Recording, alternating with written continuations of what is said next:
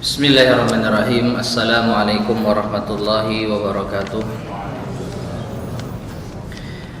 Innal hamdalillah nahmaduhu wa nasta'inuhu wa nastaghfiruh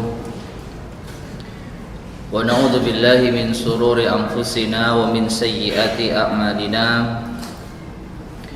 Man yahdihillahu fala mudilla lahu wa man yudlil fala hadiya lahu. Wa asyhadu an la ilaha illallah wahdahu la syarika lah wa asyhadu anna Muhammadan abduhu wa rasuluhu amma ba'd. Ma'asyiral muslimin rahimani wa rahimakumullah. Alhamdulillah kita kembali bertemu di majelis yang mulia ini, majelis al-ilmu, yang semoga dengannya sebagaimana yang disebutkan oleh Rasulullah sallallahu alaihi wasallam, "Wa man salaka tariqan yaltamisu fihi ilman sahhalallahu lahu bihi tariqan ilal jannah." Barang siapa yang melangkahkan kakinya menempuh suatu perjalanan untuk menuntut ilmu agama, maka Allah akan mudahkan baginya jalan menuju surga. Terlebih kita mengkaji tentang adab-adab di dalam berilmu. Dan insyaallah tema kita pada kesempatan kali ini yaitu amalkan ilmumu. Dan perlu kita ketahui para jamaah sekalian rahimani wa rahimakumullah, meskipun tema yang kita angkat di pamflet-pamflet maupun pemberitahuan info pengajian itu seakan-akan tematik, pada hakikatnya ini adalah kajian berseri, silsilah mengkaji kitab Tadhkiratus Sami' wal Mutakallim fi Adabil Alimi wal Muta'allim yang disusun oleh Al-Imam Ibnu Jama'ah Al-Kinani Asy-Syafi'i rahimahullahu ta'ala. Dan sekedar mengingatkan kembali makna dari judul kitab ini yang perlu untuk sedikit kita perhatikan. Tadhkirah as-sami' wal mutakallim. Tadhkirah apa artinya? Pengingat. As-sami' bagi yang mendengar. Siapa yang mendengar? Kita semua di sini mendengarkan ilmu, mendengarkan Al-Quran, mendengarkan hadis, mendengarkan penjelasan para ulama, mendengarkan nasihat. Maka kita semua masuk di dalam as-sami' wal mutakallim, yang berbicara. Pada majelis ini tentu saya yang berbicara di sini. Maka ini menunjukkan pengingat bagi seorang penuntut ilmu dan yang mengajarkan ilmu. Fi adabil alim wal muta'allim, dalam adab orang yang berilmu maupun yang orang sedang belajar. Artinya para jamaah sekalian rahimani wa rahimakumullah, semua kita butuh untuk diingatkan, baik muridnya, baik ustadznya, baik seorang yang baru belajar, yang sedang belajar, yang telah belajar, dan yang mengajar, semua butuh diingatkan. Karena manusia ini tempatnya salah dan lupa. Maka kitab ini kitab yang sangat istimewa, dan di pertemuan sebelumnya telah kita bahas pula, semua diingatkan. Sekali lagi seperti yang tadi kita sampaikan, orang yang akan belajar, yang baru belajar, yang sedang belajar, akan mengajar, dan yang sudah mengajar. Maka kita butuh pengingat. Maka inilah letak keistimewaan kitab ini. Semoga kita semua bisa mengambil pelajaran darinya. Jadi kitab yang akan kita kaji dan yang sedang kita kaji berisi tentang adab-adab bagi para penuntut ilmu dan juga bagi orang yang mengajarkan ilmu. Dan sebelum kita masuk fasal berikutnya, sedikit kita ingin mengulang poin yang terakhir yang disampaikan oleh al-muallif Al-Imam Ibnu Jama'ah, bahwasanya dari apa yang beliau sampaikan berupa dalil-dalil tentang keutamaan ilmu agama dibandingkan dengan ibadah secara umum, khususnya ibadah-ibadah sunnah, minimalnya ada 6 sisi. Ya, minimalnya ada 6 sisi yang menunjukkan keutamaan mempelajari ilmu agama dibandingkan dengan ibadah, khususnya ibadah-ibadah yang sunnah. Dan ini tidak ada di dalam kitab penomorannya. Hanya saja kita mencoba untuk menandai.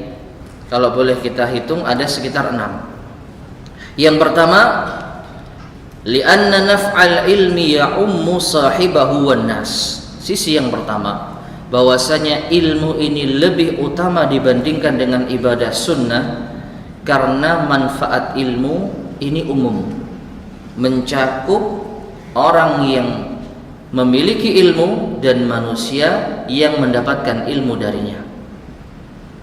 Contoh yang nyata, orang yang nggak bisa sholat, belum tahu tata cara sholat. Ya, ada 10 orang mungkin. Mereka ingin belajar bagaimana tata cara sholat yang benar. Ada seorang ahli ilmu yang tahu bagaimana tata cara sholat yang benar. Maka dia pun mengajarkan ilmu tersebut.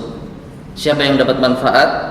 Dia secara pribadi, karena dia telah mengajarkan ilmu yang ia miliki, dan 10 orang tadi yang apa? Yang mendapatkan ilmu tersebut sehingga mereka bisa mengamalkannya.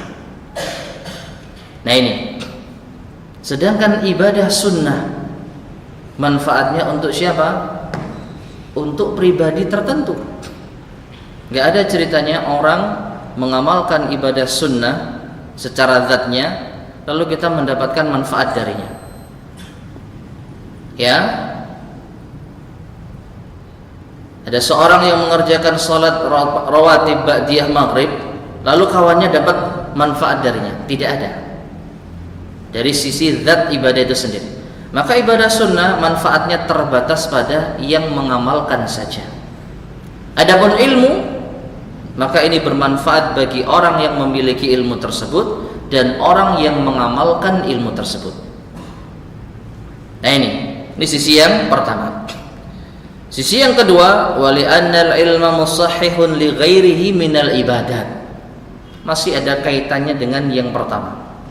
Yaitu apa? Ilmu inilah yang membenahi ibadah, yang meluruskan ibadah. Bukan sebaliknya. Contoh yang tadi kita sebutkan, ketika ada sebagian orang yang salah di dalam mengerjakan ibadah tertentu yang mereka ketahui sejak dulu sholat ya seperti ini, dengan tata cara yang sudah turun-temurun diajarkan oleh nenek moyang, bapak-bapak dan guru-guru mereka. Namun ternyata apa yang dikerjakan selama ini tidak sesuai dengan tuntunan Rasulullah SAW. Datanglah seorang dai, seorang yang berilmu, lalu membenahi amalan yang telah selama ini dia lakukan.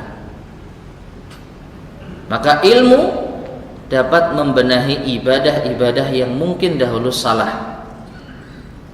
Tidak sebaliknya, ibadah tidak meluruskan ilmu.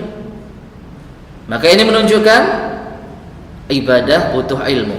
Jika ada yang salah, diluruskan dengan al-ilmu, sehingga ilmu lebih utama dibandingkan dengan ibadah sunnah. Ini sisi yang kedua. Sisi yang ketiga, wali annal ulama'a warathatul anbiya alaihimus salatu wat taslim wa laysa dzalika lil muta'abbidin.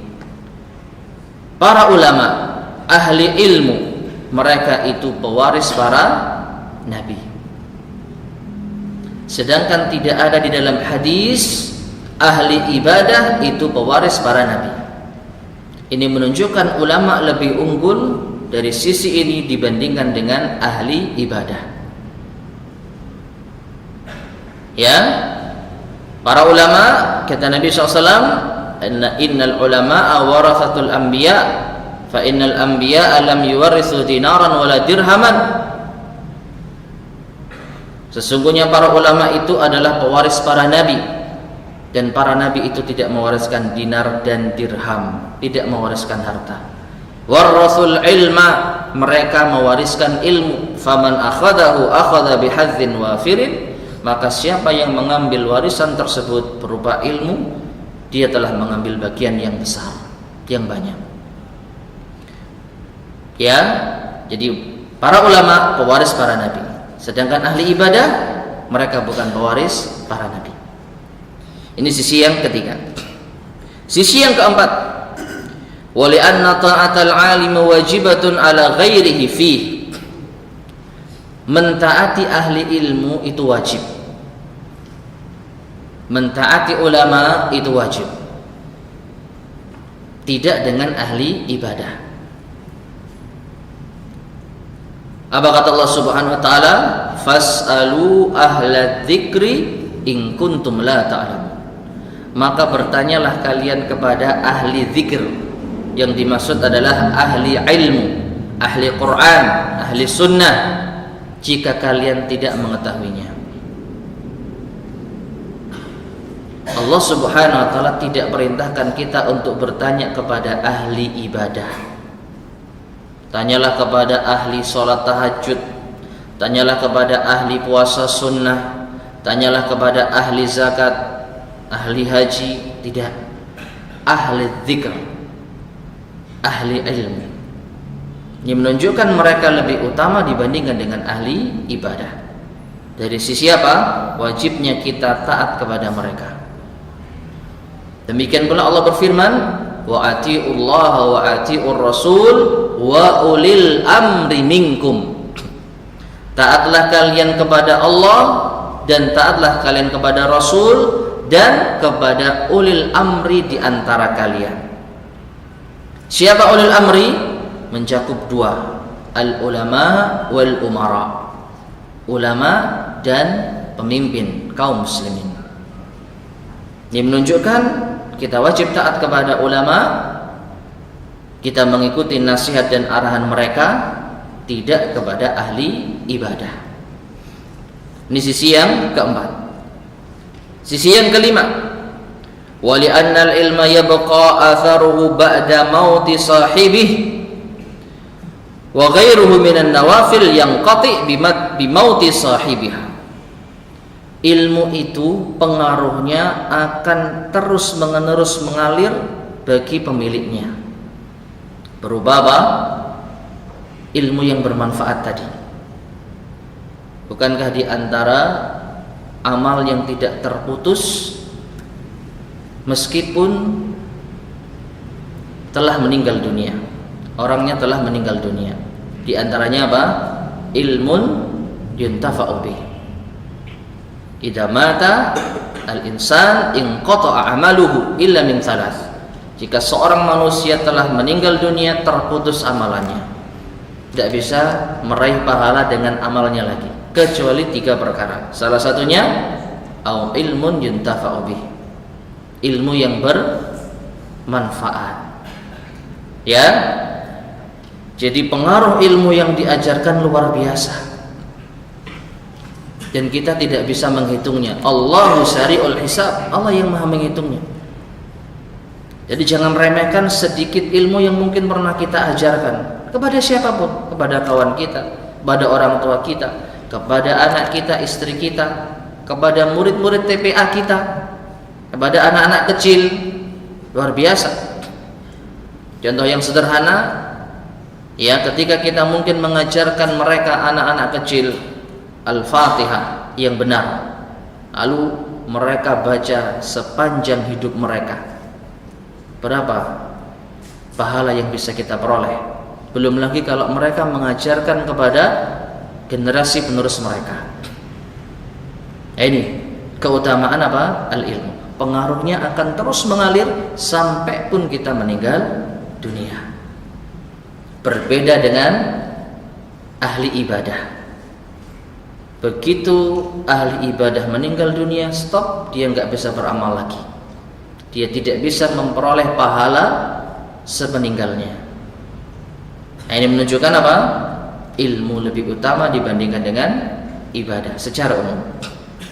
Dan yang terakhir, yang keenam, wali anna fi baqa'il ilmi ihya asy-syari'ah wa hifdha ma'alimil millah. Ilmu ini atau dengan ilmu ini maka hiduplah syariat dan terjagalah apa itu ma'alim al-millah, simbol-simbol agama.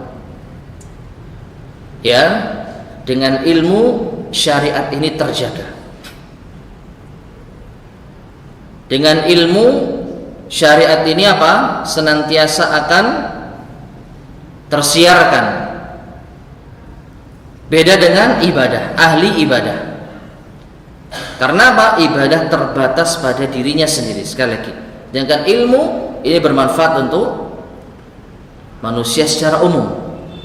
Bukankah Rasulullah SAW bersabda, Innallaha la yantazi'u al-ilman tiza'an min suduri ibadihi walakin biqabdil ulama fa illam yubqi aliman ittakhadha an-nasu ru'usan juhala fasu'ilu wa aftau bighairi ilmin fadallu wa adallu.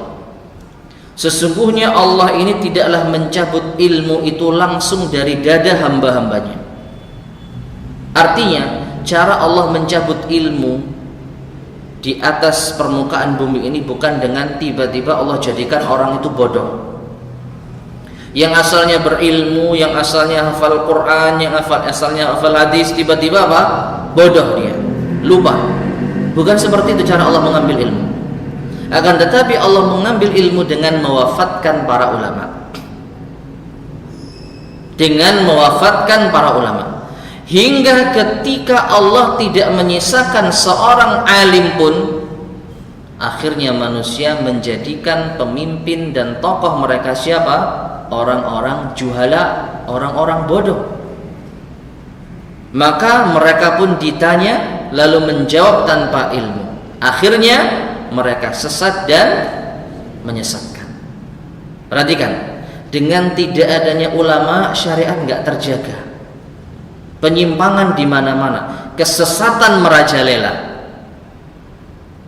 Ini menunjukkan dengan adanya ulama, Allah Subhanahu wa taala masih berkenan menjaga syariatnya.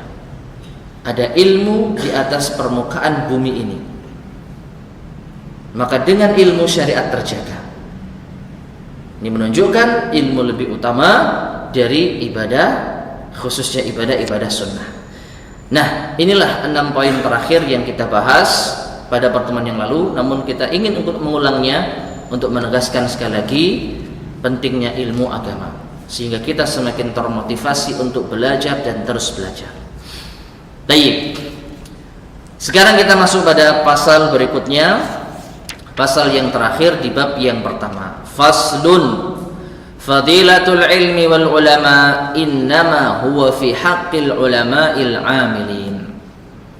Termasuk di antara faktor yang menentukan apa yang telah kita bahas sebelumnya, yaitu keutamaan ilmu dan ahli ilmu yang telah kita jelaskan panjang lebar dengan berbagai macam ayat, hadis dan asar-asar para sahabat dan tabi'in. Ini apabila memang ilmu tersebut diamalkan. Dan ini yang mendasari tema kajian kita di sore hari ini, amalkan ilmu. Karena mengamalkan ilmu inilah yang menjadikan seorang alim itu benar-benar mendapat manfaat dari ilmunya. Ya. Jadi ilmu ini tidak semata-mata mulia begitu saja, tetapi menjadi mulia kalau diamalkan. Dan kalau tidak diamalkan justru akan menjadi bumerang baginya. Sejarah mencatat, bahkan ayat Al-Quran pun mencatat, surat Al-Fatihah yang kita baca setiap hari, yang kita dengar setiap hari, Ketika kita meminta kepada Allah Subhanahu wa taala, ihdinas siratal mustaqim, siratal ladzina an'amta 'alaihim ghairil maghdubi waladdallin. Ya Allah, tunjukilah kami jalan yang lurus, yaitu jalannya orang-orang yang telah Engkau beri nikmat, bukan jalannya orang-orang yang Engkau murkai dan orang-orang yang tersesat. Al-maghdubi 'alaihim, siapa yang dimaksud? Al-Yahud, orang-orang Yahudi. Mengapa mereka dimurkai? Karena mereka berilmu namun tidak diamalkan. Jadi sekali lagi, apa yang telah kita bahas berupa keutamaan ilmu yang panjang lebar itu, ini apabila ilmu tersebut diamalkan. Sehingga apabila keutamaan ilmu yang telah kita bahas tadi namun tidak diamalkan, hanya sekedar punya ilmu saja, hanya sekedar sebagai pajangan saja, maka ini tidak membawa manfaat bagi pemiliknya. Nah, pasal kita kali ini akan bahas tentang masalah ini. Berkata Al-Imam Ibnu Jama'ah rahimahullahu ta'ala, wa'alam, ketahuilah, anna jami'a ma dzukira min fadilatil ilmi wal ulama, bahwasanya seluruh apa yang telah disebutkan berupa keutamaan ilmu dan ulama, innama huwa fi haqqil ulama'il 'amilin al-abraril muttaqin. Maka ini terbatas pada ulama yang mengamalkan ilmunya. Al-abrar, orang-orang yang berbuat kebaikan. Al-muttaqin, orang-orang yang bertakwa. Alladzina qasadu bihi wajhallahil karim, yang mana mereka memaksudkan dengan amal tersebut wajah Allah yang maha mulia. Wa zulfa ladaihi fi jannatin na'im, mereka memaksudkan dengan amal tersebut dekat di sisi Allah di surganya yang penuh kenikmatan. La man talabahu bisu'i niyatin, ilmu yang kita sebutkan memiliki manfaat terbesar itu bukan bagi orang yang mencarinya dengan niat yang buruk. Bukan. Anda yang memiliki niat yang buruk di dalam belajar dan mengajar, di dalam menuntut ilmu dan menyebarkan ilmu, Anda enggak masuk di dalam keutamaan ilmu dan ulama. Perhatikan, ya. Jadi yang telah dibahas berupa keutamaan ilmu itu bagi ilmu yang diamalkan oleh pemiliknya. Au khubthi tawiyatin, demikian pula ini tidak berlaku bagi orang yang batinnya rusak. Ya, punya ilmu tetapi hatinya rusak, artinya enggak diamalkan. Au li aghradin dunyawiyatin min jahin au malin au mukatharatin fil atba'i wat tullab, atau ilmu yang bermanfaat, yang memiliki manfaat lebih besar dibandingkan dengan ahli ibadah, bukan bagi orang-orang yang menginginkan bagian dari duniawi, baik berupa kedudukan, harta, dan memperbanyak pengikut dan murid-murid.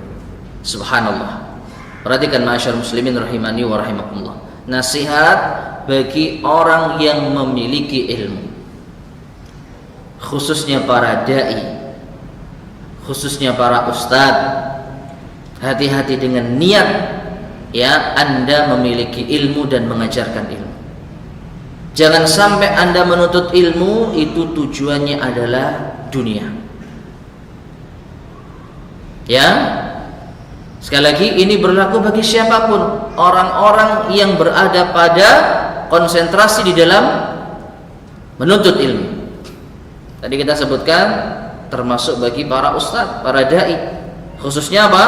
Berlomba-lomba untuk banyak-banyakan pengikut, berlomba-lomba untuk mencari banyak-banyak murid.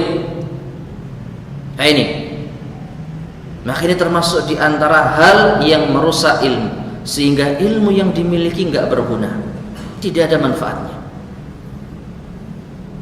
Ya, demikian pula nasihat ini juga berlaku bagi siapapun mereka, ya, seperti penyelenggara pengajian, panitia pengajian. Perhatikan, ya, apakah mereka mengadakan pengajian untuk banyak-banyakan harta, untuk memperoleh harta, atau untuk memperoleh banyaknya pengikut, bahkan mungkin saingan. Ya, sana mengadakan pengajian, sini nggak mau kalah misalnya. Niatnya apa? Untuk menyaingi. Maka hati-hati.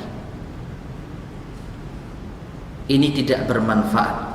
Meskipun ilmu itu disampaikan, tetapi kalau niatnya rusak, maka ini tidak ada gunanya. Jadi sekali lagi, ilmu yang memiliki manfaat yang besar ini apabila diamalkan, bukan tujuannya semata-mata, ingat, untuk meraih keuntungan dunia. Ya, semata-mata. Sekali lagi, semata-mata untuk meraih keuntungan dunia. Adapun kalau kita menyelenggarakan pengajian dan alhamdulillah para jamaahnya juga support, ya, sehingga juga berdonasi dan lain sebagainya, lalu kita kembalikan untuk kemaslahatan jamaah, kemaslahatan masjid, tidak termasuk insyaallah. Ya, yang dimaksud di dalam bab ini adalah semata-mata, tujuan utama. Artinya kalau nggak tercapai target yang diinginkan berupa keuntungan dunia, sudah nggak ngadakan pengajian. Nah ini, maka ma'asyar muslimin rahimani wa rahimakumullah, perhatikan keutamaan ilmu ini apabila memang benar-benar ilmu itu diamalkan. Faqad ruwiya 'anin Nabi sallallahu alaihi wasallam, sungguh telah diriwayatkan dari Nabi sallallahu alaihi wasallam, man talabal ilma liyumariya bihi sufaha aw yukathira bihi ulama aw yasrifa bihi wujuhan nasi ilaih adkhalahu Allahun nar. Yang artinya, barang siapa yang menuntut ilmu untuk mendebat orang-orang yang bodoh,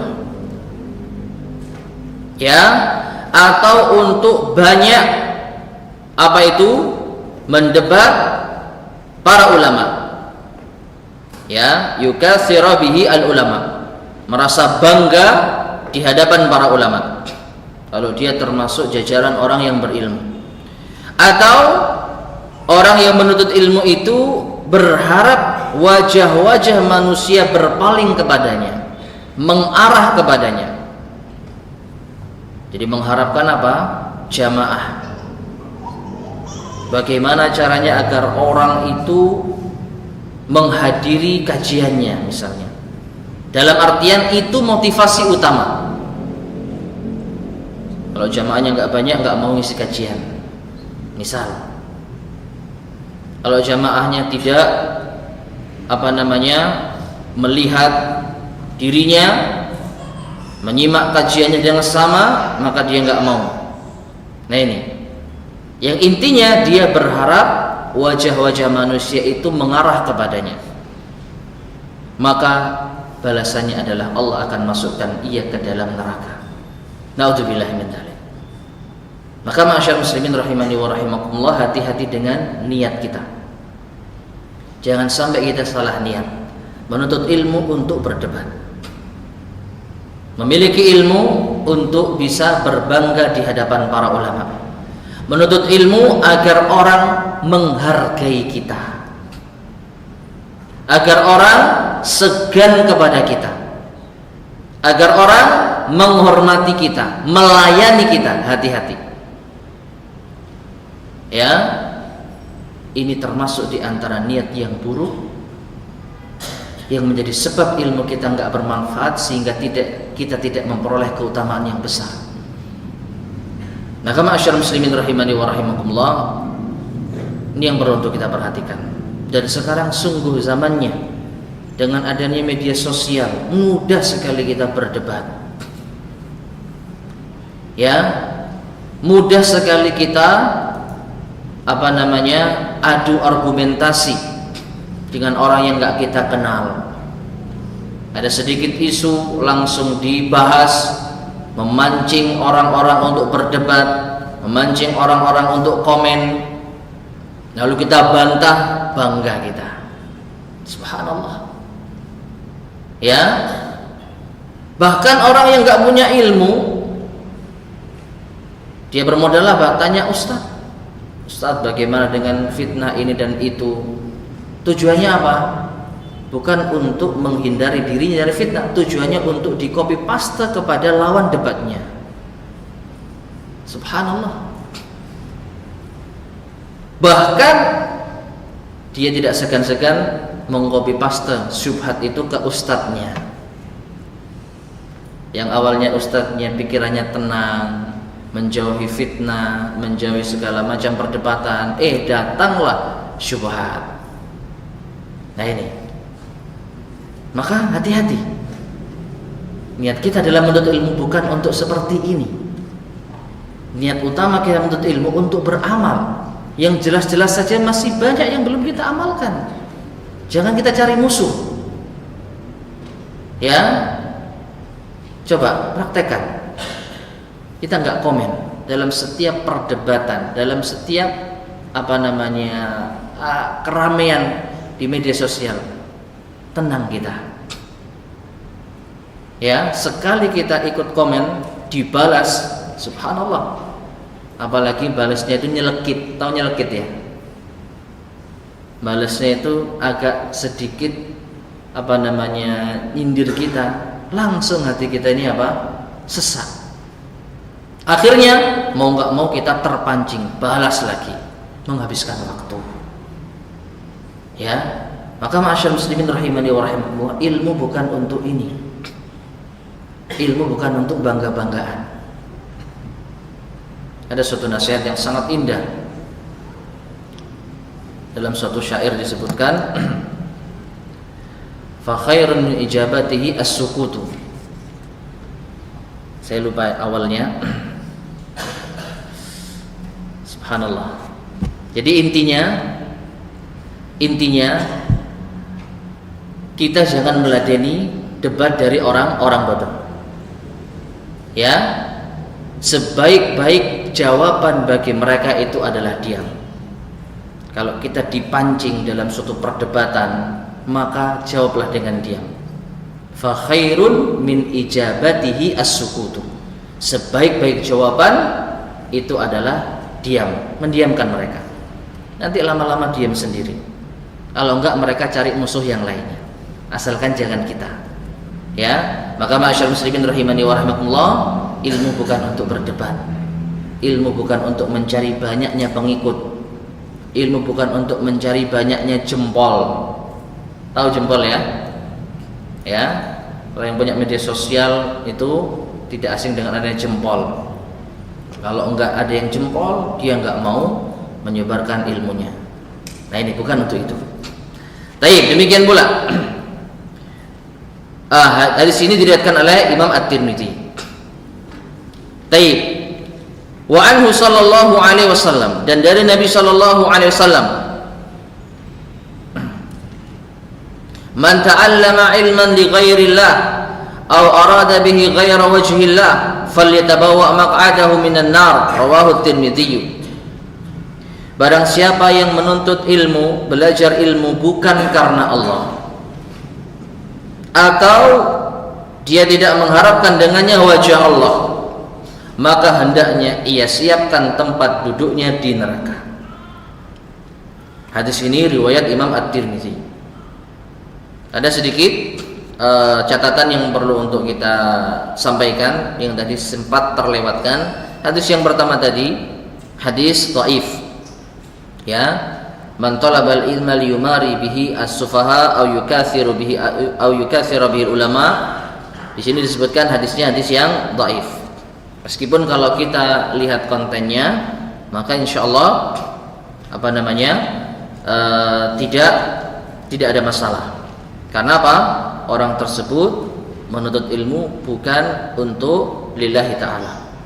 Nah, hadis berikutnya menguatkan apa yang tadi kita sampaikan di hadis yang pertama. Barang siapa yang menuntut ilmu bukan karena Allah atau tidak mengharap wajah Allah, maka siapkan tempat duduknya di neraka. Hadis ini hadis hasan dengan syawahid dan penguat-penguat yang ada.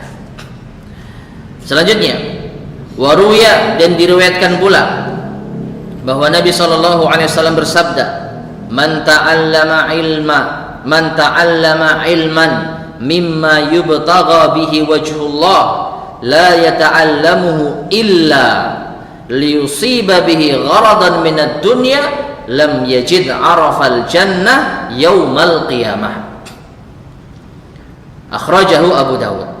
Barang siapa yang belajar ilmu yang seharusnya ditujukan dengannya wajah Allah, ikhlas, namun tidaklah ia mempelajarinya illa melainkan, perhatikan ini poin penting, tidaklah ia mempelajarinya melainkan untuk mengharap bagian dari dunia. Artinya motivasi utama itu dunia. Tidak ada yang mengalahkan motivasi utamanya melainkan dunia. Maka dia tidak akan mencium bau surga di hari kiamat. Hadis riwayat Abu Dawud, hadis yang hasan dengan penguat-penguatnya. Nah, perhatikan ma'asyar muslimin rahimani wa rahimakumullah, poin yang tadi saya tekankan. Orang yang menuntut ilmu agama, tujuan utama tidak ada selain dunia.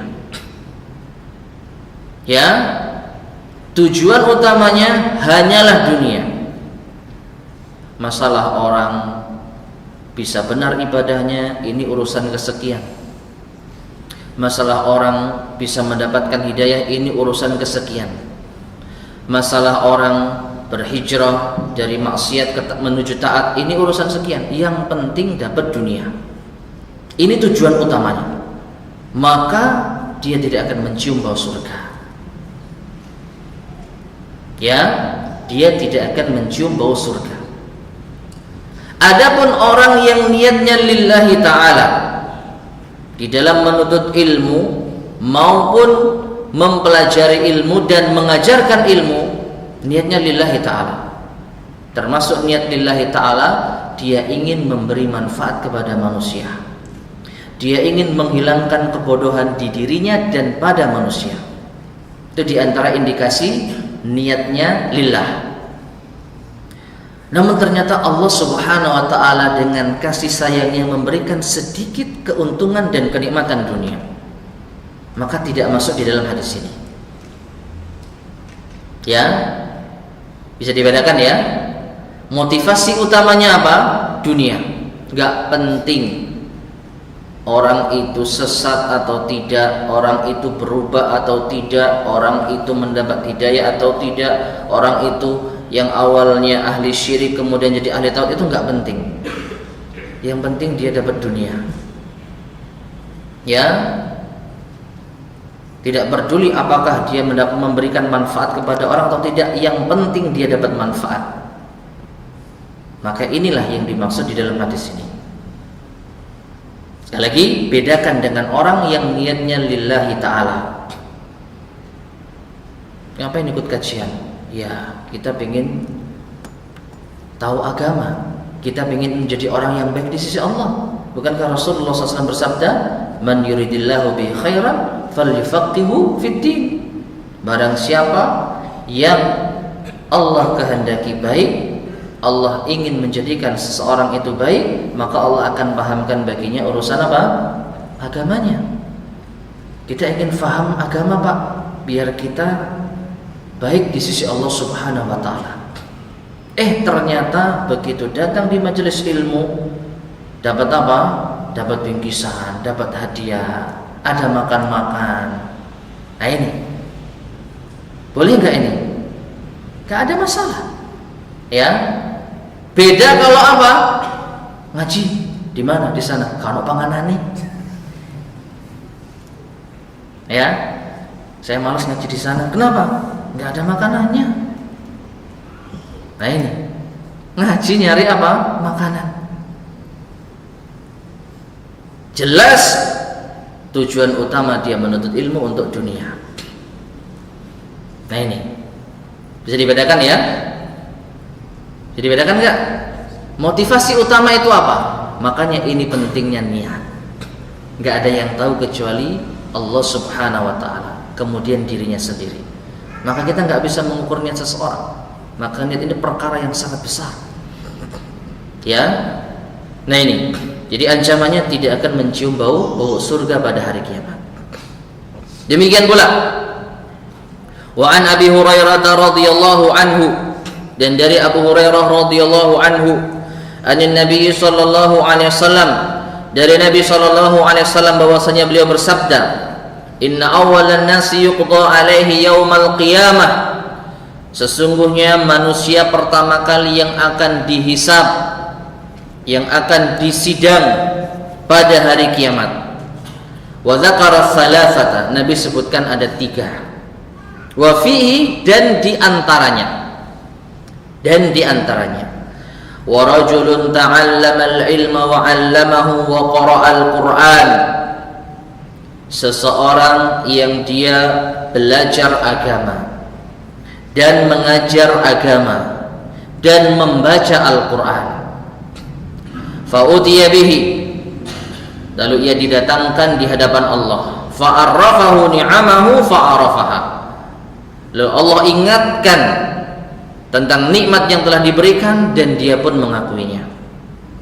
Qal, lalu ketika Allah tanya, fama amilta fiha, nikmat yang telah kuberikan kepadamu kau gunakan untuk apa? Qala, maka orang ini menjawab, perhatikan, ta'allamtu fikal ilma wa 'allamtuhu wa qara'tu fikal Qur'an. Aku mempelajari ilmu untukmu ya Allah, dan aku mengajarkan ilmu dan membaca Al-Quran fika, untukmu ya Allah, di jalanmu ya Allah.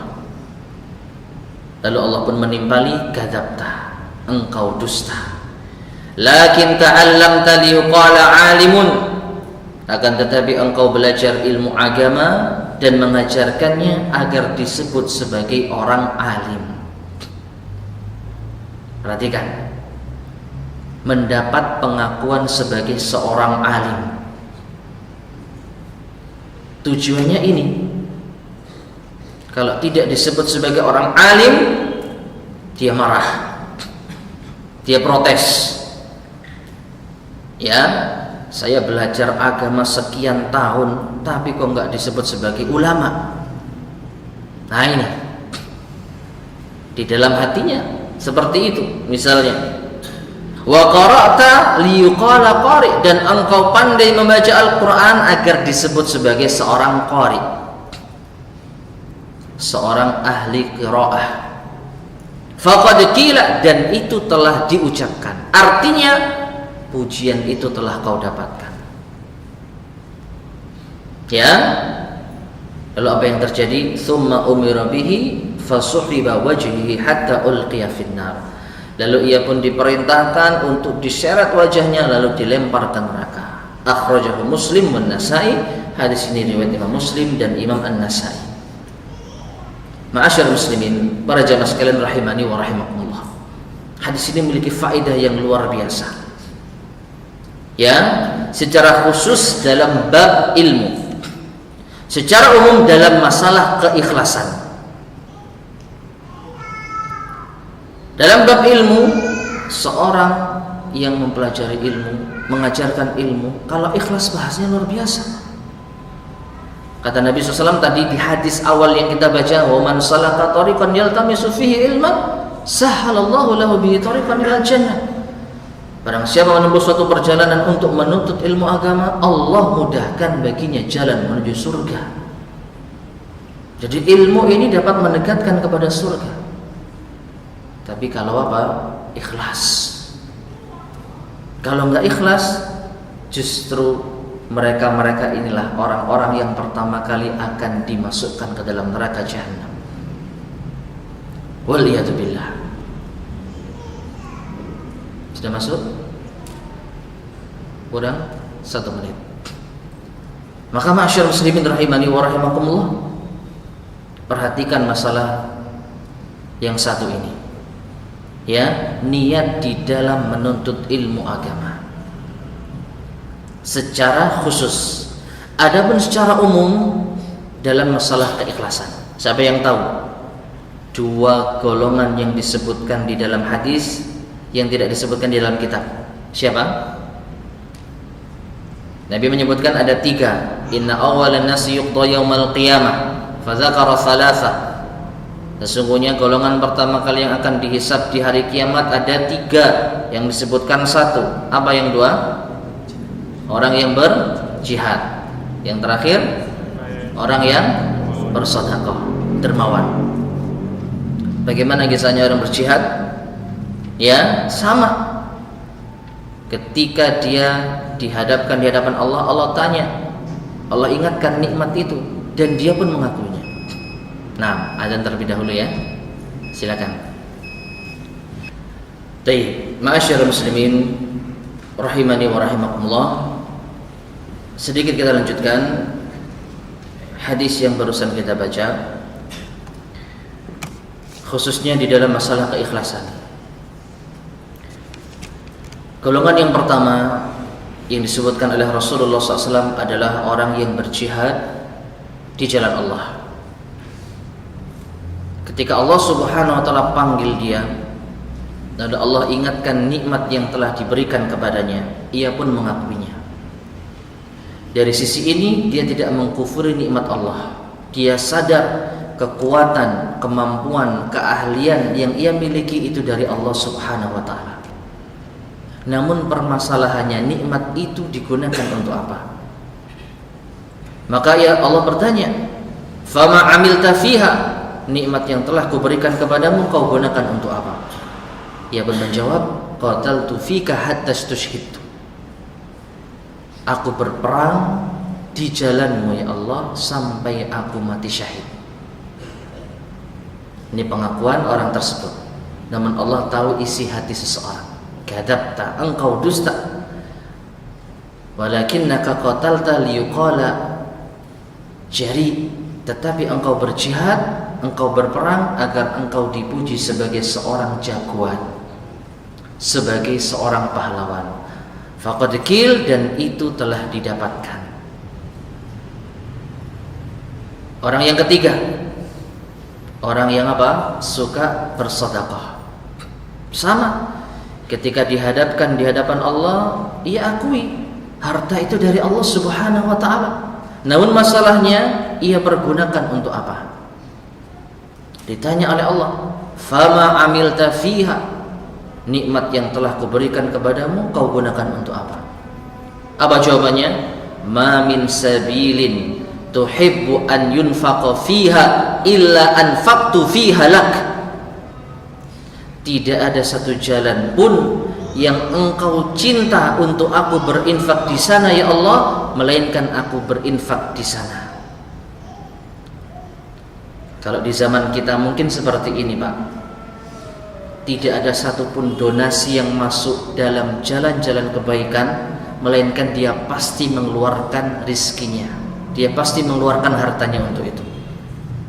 Bangun pondok, infak. Bangun masjid, infak. Renovasi masjid, infak. Bencana alam, infak. Menyantuni fakir miskin, infak. Ya, segala macam donasi permohonan yang masuk pasti dia keluarkan hartanya untuk itu. Ngakunya fika, untukmu ya Allah. Namun lagi-lagi Allah mengetahui hakikat hati seseorang. Kadzabta, kata Allah, engkau dusta. Akan tetapi engkau berinfak agar engkau dipuji sebagai seorang apa? Dermawan.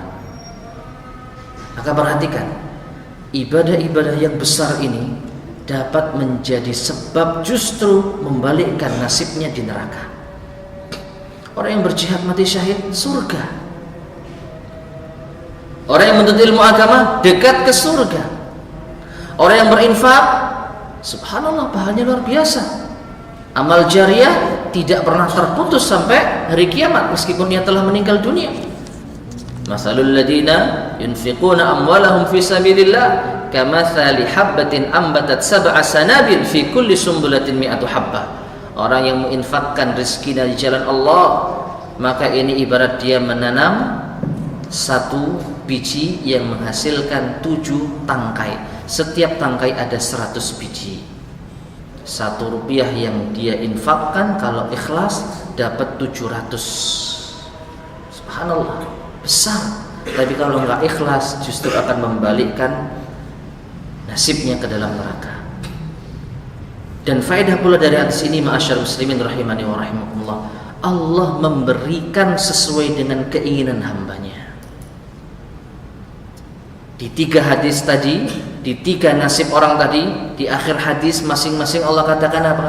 Faqad qila, faqad qila, faqad qila, sungguh itu telah didapatkan. Artinya ujian menjadi seorang pahlawan sudah kau dapatkan. Itu kan niatmu? Ya, kamu dapat. Pujian qari yang hebat, pujian seorang alim, seorang ahli ilmu, sudah kau dapatkan. Itu kan yang kau inginkan? Iya, Allah kasih. Pujian menjadi seorang dermawan juga sudah kau dapatkan. Kamu ingin dipanggil seorang dermawan kan? Allah kasih. Yang menunjukkan innamal a'malu binniyat wa innamal likulli imri'in ma nawa. Sesungguhnya amalan ini tergantung niatnya, dan masing-masing akan memperoleh sesuai dengan niatnya. Jadi hati-hati kalau di dalam hati terkecil kita ingin sanjungan, lalu ternyata kita dapat sanjungan, hati-hati. Di dalam hati kecil kita ingin keuntungan-keuntungan dunia, kok dapat beneran, hati-hati. Maka ma'asyar muslimin rahimani wa rahimakumullah, hadis yang mulia ini hadis yang sangat luar biasa, yang memperingatkan kita tentang bahaya riya. Ya, menampakkan amal soleh agar dipuji manusia. Dan ini juga bisa berlaku bagi penggiat ilmu agama. Ya, baik pendengarnya maupun ustadznya maupun penyelenggaranya dan orang-orang yang terlibat di dalam ilmu, kita semua luruskan niat kita. Semua dari kita. Makanya tadi di awal kajian kita ingatkan, judul kitab ini Tazkiratus Sami' wal Mutakallim. Apa artinya tadi? Pengingat bagi siapa? Yang mendengar dan yang berbicara. Pengingat bagi jamaah pengajian dan ustadznya, termasuk juga penyelenggara kajian. Niat kita mengadakan kajian ini untuk apa? Utamanya, ingat, niat utamanya. Adapun keuntungan dunia yang mungkin kita dapatkan, ini hanya sekedar sampingan, hanya sekedar untuk memotivasi kita agar bisa mengembangkan manfaat lagi untuk umat, insya Allah bukan termasuk dalam bab ini. Jadi sekali lagi, niat utama, motivasi utama. Dan ini masalah yang sangat tipis, namun efeknya sangat dahsyat sekali. Dan yang terakhir, ada 2 ya. Wa an Hammad bin Salamah man talabal haditsa li ghairillahi ta'ala mukira bih. Dari Hammad bin Salamah, barang siapa yang mencari hadis, menuntut ilmu hadis bukan karena Allah, maka ia akan mendapatkan makar dengannya. Artinya dia akan mendapatkan kerugian, bencana. Dan yang terakhir, wa an Bishrin, dari Bishr, auhallahu ta'ala ila Daud, Allah mewahyukan kepada Daud, itu Nabi Daud alaihissalam, la taj'al baini wa bainaka 'aliman maftunan fayasuddaka bisyakkin an mahabbati ulaika qutta'ut tariqi ala ibadi. Yang artinya, janganlah engkau wahai Daud menjadikan antara diriku dan dirimu seorang alim.